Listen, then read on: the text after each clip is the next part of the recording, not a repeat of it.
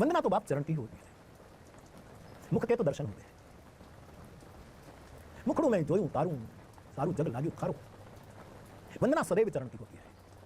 मैं फिर एक बार कहूं, चरण तो एक निमित्त है, वंदना सदैव आचरण की होती है। कमल जो हमने चर्चा की पूर्व में भी असंग होता है, इसका एक अपना विशेष आकार होता है।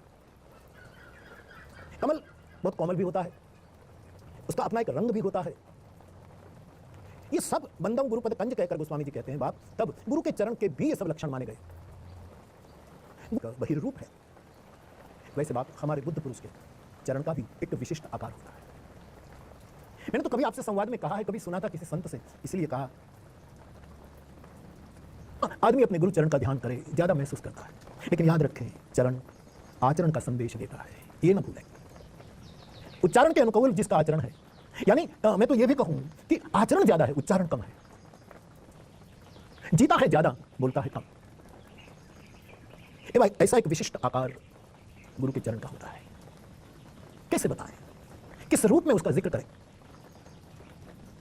हमारे यहां रात्रि भर खिलने में उसको प्रतीक्षा करनी पड़ती है।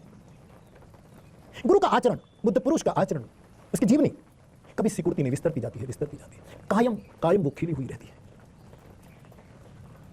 तो एक विशिष्ट आकार समर्पित साधक उसका ध्यान करते हैं। मूर्ति में जितना आए। दूसरा स्वाद बताया है भोग का स्वाद।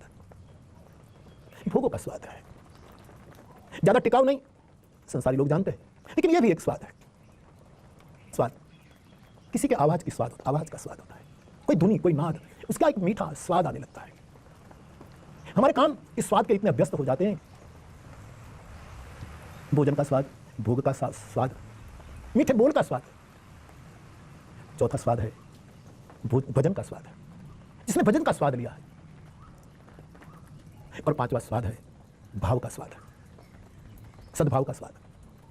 मुझे लगता है कि गुरु चरण की रज में ये सभी स्वाद समाहित तो है ही।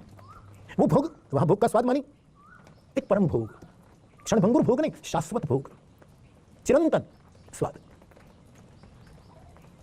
तो ये सुरुचि, दूसरा लक्षण सुबास।